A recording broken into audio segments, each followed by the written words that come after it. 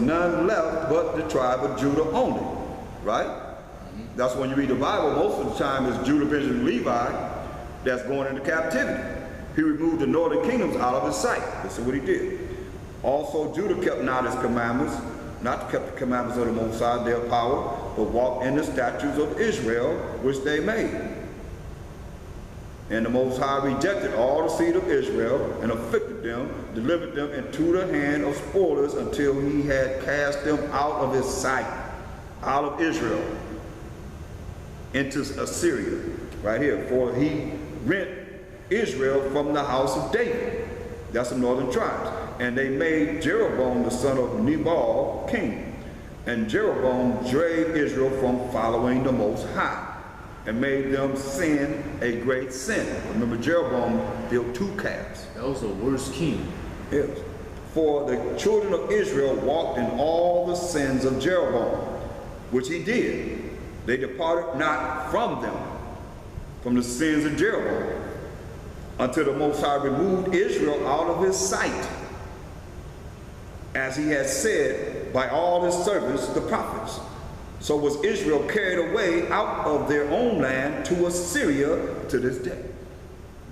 And the king of Assyria, here you go, brought men from Babylon, and from Kutah, and from Ava, and from Hamath, and from Sepharvaim, and placed them in the cities of Samaria. So who are the Babylonians? Who was Babylon? The people coming from Babylon. They're the who? You named them. Of Ham, what tribe? And what nation? Ethiopians. Cush, right? The Babylonians. He placed them in northern Israel, in Samaria, instead of the children of Israel. This way back this time. And they possessed Samaria and dwelt in the cities thereof. See? So now when you go to John the 4th chapter, from what you're asking about, so who's there in northern Israel? Oh, the Cushites. Yeah, Ethiopians. They there. So where are the Jewish people at? Where they mainly at? In what land? They're in Israel, right? So they claiming what? That's their land, right? And they claim Jacob. Yeah, come on.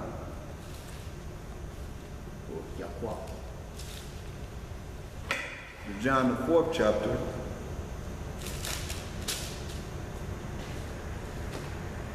And verse 5. Then cometh he to a city of Samaria, which is called Sychar, near the parcel of ground that Jacob gave to his son Joseph. Now Jacob's well was there. Mashekavashai therefore, being weary with his journey, sat thus on the well, and it was about the 6th hour. Then cometh a woman of Samaria to draw water. So this woman coming of Samaria was placed there from that all the way back during that time of the Assyrians taking the northern kingdom out of northern Israel. And who we put there? Ethiopians. Right? So this woman, here come a woman of Samaria to draw water. So you got dark-skinned Jesus talking to another dark-skinned African. Right. Mashekavashai said to her, give me to drink, for his disciples were gone away unto the city to buy meat. Then said the woman of Samaria unto him, how is it that thou, being a Jew, being an Israelite, ask to drink of me, which am a woman of Samaria? For the Jews, the Israelites, have no dealings with the Samaritans. I mean, if she's an Israelite, why he tell her in Matthew 10, 5, and 6? Go there. Hold that. Get Matthew 10, 5, and 6. Why do you tell the apostles this?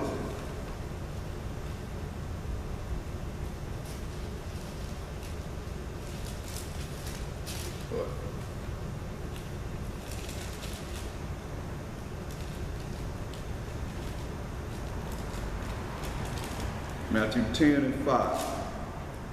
These 12 of my Shechem sent forth and commanded them, saying, go not into the way of the Gentiles and into any city of the Samaritan enter ye not, but go rather to the lost sheep of the house of Israel. So if she an Israelite, why he said don't go to Samaria?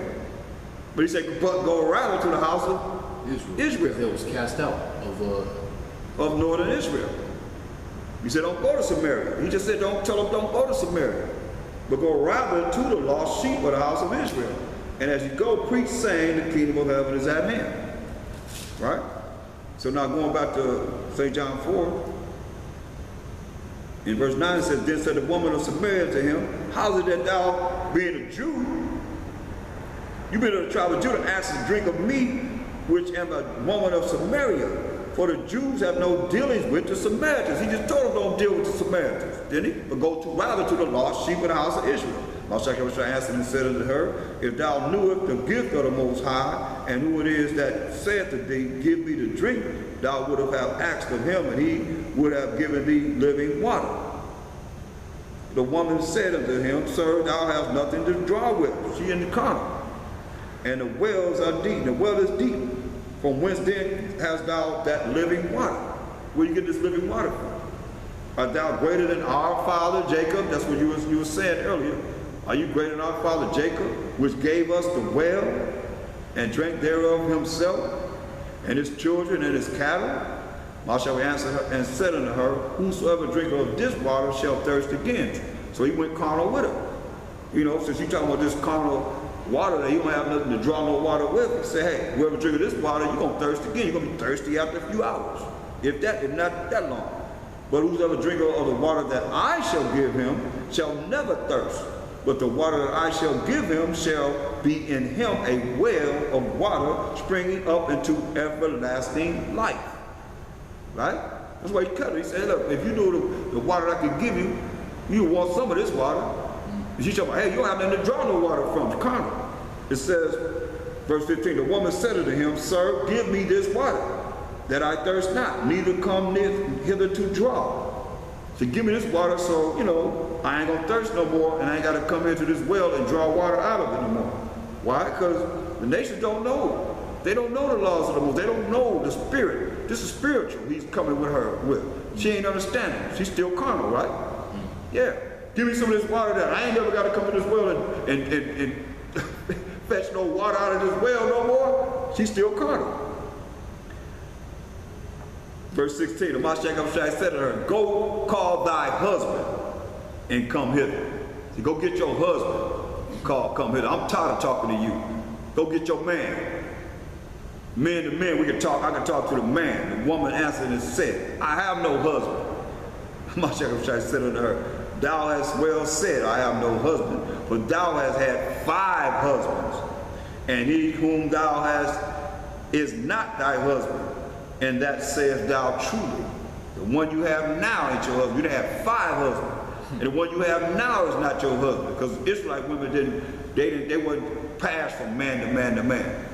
You see what I'm saying? The woman said unto him, sir, I perceive that thou art a prophet. Our fathers worship in this mountain, and ye say that in Jerusalem is the place where men ought to worship. So she's saying that when you go back to 2 Kings, the 17th chapter, you'll see that these Ethiopians brought their gods there, and the Most High had, because the land of Israel, that's why even the Jewish people over there, they got to follow the laws of the Most High. Because the Most High sent lions, because they try to bring their little idolatry over there, because all the gods of the nations are idols, try to bring their idolatry over up to northern Israel, Samaria, and all the northern parts of Israel. The Most High sent lions in to eat them up, kill them. So they had to go get the priests to come there to teach the people the law, just like the Jewish people learned the law from the Israelites, you know?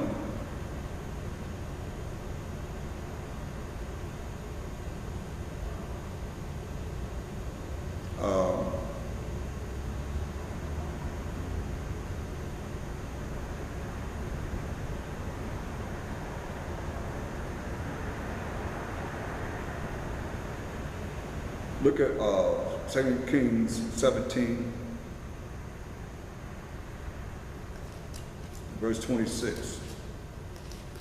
It says, wherefore they spake to the king of Assyria, saying, the nations which thou hast removed and placed in the cities of Samaria, know not the manner of the power of the land. They don't know the Most High power of Abraham, Isaac, and Jacob. Therefore he hath sent lions among them, and behold, they slay them. He sent lions to kill them, because they know not the manner of the power of the land, the Most High power of Abraham, Isaac, and Jacob. They didn't know the manner of the power of Abraham, Isaac, and Jacob, right? Then the king of Assyria commanded, saying, carry thither one of the priests whom ye brought from thence, and let them go and dwell there, and let him teach them the manner of the power of the land. They had to learn the law, statutes, commandments of the Most High. First and foremost, they had to learn of who? The manner of how to please the Most High. The power of who? Abraham, Isaac, and Jacob. Then one of the priests whom they had carried away from Samaria came and dwelt in Bethel, and taught them how they should fear the Most High. See?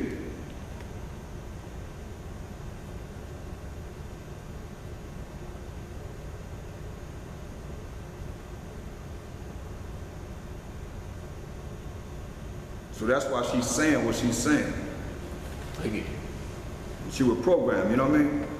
And her being in the time that she's in, it's like right now, the Jewish people, they ask them questions, they don't know about the past. They don't know when they learned the law, statutes, commandments of the Most High through the Israelites that went up into the Caucasus Mountains in the 7th century AD, and taught them came out of the Khazarian Empire. They don't know that we taught them. Because they were lied to too. Basically, there was taught lies generation to generation, so they think it's true. Right. So they basically brainwashed and we're brainwashed too, basically. It's crazy. That's right. Same scenario. That's why I brought them up, to show it's the same scenario. Just like our people believe that they're Gentiles. They were taught that and kept hearing it. You know, they were grafted in, but they never asked who they grafted in among. What people were we grafted in among? You know? We never asked that, so we still ignorant to that. So, going back to John 4:17, the woman answered and said, I have no husband. Mashachar said unto her, thou hast well said, I have no husband. For thou hast had 5 husbands, and he whom thou now hast is not thy husband. And that sayest thou truly. The woman said unto him, Sir, I perceive that thou art a prophet. Our fathers worship in this mountain, and ye say that in Jerusalem is the place where men ought to worship. Listen to what he said to her. Is she an Israelite? Mashachar said unto her, Woman, believe me, the hour cometh when ye, that's you, this woman of Samaria, shall neither in this mountain nor yet at Jerusalem worship the Father. Ye worship ye know not what. We, who are the true Israelites, know what we worship, for salvation is of the Jews. Come on. What does she say? How you ask of me to water is listen. What does she say? Verse 9. Then said the woman of Samaria unto him, how is it that thou, being a Jew, ask drink of me, which am a woman of Samaria? For the Jews have no dealings with the Samaritans. Did he come back and tell her in verse 21, Mashachar said unto her, Woman, believe me, the hour cometh when ye shall neither in this mountain nor yet at Jerusalem worship the Father. Ye worship ye know not what. Even though she said her father is Jacob, right? Say you worship you know not what. We know what we worship, for salvation, that's power, rulership, and authority, is of the Jews. See? What does a Syrophoenician mean? Or it said, there's another reference in here talking about a Syrophoenician by nation or something like that. Oh. First it say Greek, and then it say some Syrophoenician or something. Well, we were called by different names. Greek mean the Hellenists, Hellenist Israelites, the ones that made Greek their culture. So like people making America their culture. They're American. So they're like our people are Americans. What's their culture? Like what? How America tells them they're supposed to believe. Yeah. Christmas, Easter, Halloween, 4th of July, right? They're looking, but right now they're looking for what's coming up next. Labor Day or what's, no, 4th of July. No, and something's happening in May. Is it Labor Day or I don't keep Veterans Day or whatever? It's something. I don't say me either. That's why I'm lost. To find out what it is that they, but it's something that they get ready to deal with that whenever they have, like, look, 4th of July. What are people doing celebrating 4th of July? Independence Day. We were slaves in 1776. The hell we celebrate some 4th of July for, but that's what we do. But what are they? They're Americans. I heard July White History Month. I don't know. We got to end right now because it's late. It's 11:06. But are there any questions? Anyone on the conference call? Do you have any questions that from what we covered that we pretty was thorough, I believe, with most things that was asked and coming through. Anyone on the conference call? See, I'm gonna unmute you. Conversation mode is on. Everyone can now be heard. Yes. Yes. Yeah, I was saying pretty good. I'm sorry, Yes. I just want to say a couple of things, First and foremost, I already got a question, I just want to say something. First and foremost, when we're on a lesson, when the elders don't get teaching a lesson, you understand what I'm saying? We don't want to let the person sway off the lesson of what the elders are teaching. So I'm saying, that's going to throw the whole lesson off. If we got any questions, say another question, so answer the lesson. So write them down. So we can stay on point, so we can hear everything you're talking about. You understand what I'm saying? That's exactly what the teacher right there says, right here. It says, this is James chapter 1, verse 19. Wherefore my beloved brothers and sisters too. Okay? Let every man or woman be swift to hear, slow to speak, slow to wrath. So when the elders talking, man, let's get everything from these kids, man. These are men that bring me about understanding. That's what come on the conference call for. To get understanding of what we learn, not to interrupt. If we do have words to say, let our words be speak. When we're in front of each other, we're trying to learn. A conference call, when we're on a conference call, everything goes to be on. Now, they don't answer the question, we answer the question, get straight to the point, get back to the lesson. You understand? That's why I'm quiet. When he asks a question, I don't say nothing. I'm just trying to learn. I'm talking. You understand? Well, that's all I gotta say.